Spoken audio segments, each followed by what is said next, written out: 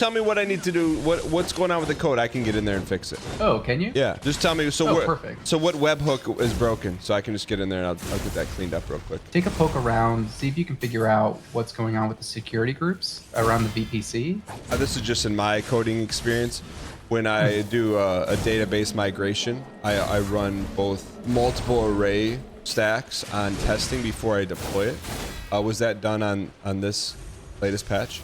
Oh, it was. So we tested everything that we could possibly do from the site. The one thing that we couldn't replicate is Twitch making a call using our webhook. Yeah, but here's the deal. If Lambda can access all databases in the account, you know, it violates at least one of the privilege and amplifies damage if the Lambda role is compromised. We need to work on our data exfiltration, modification, and deletion. For example, the common variable in the Dynamo DB by RDS connections and secret managers, you're always going to have the exact ARNs in place. So I think potentially it might just be like a single letter of code that was mistyped in the Great Migration. Yeah, you know, I think moving forward, we just really got to get on the same page as far as best practice. You know, always apply least privilege, use specific ARNs, and then audit with tools like the AWS IAM Access Analyzer. I think if we start utilizing those security protocols and best practices more, then we probably won't run into these live issues anymore.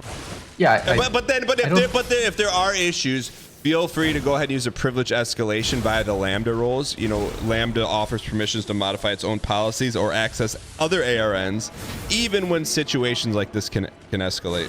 But look, I'm not trying to put any heat on, because at least our application level issues with the SQL injections in the Lambda code that query the database, at least those are functioning. We just need to, you know, clean up some of the exterior variables.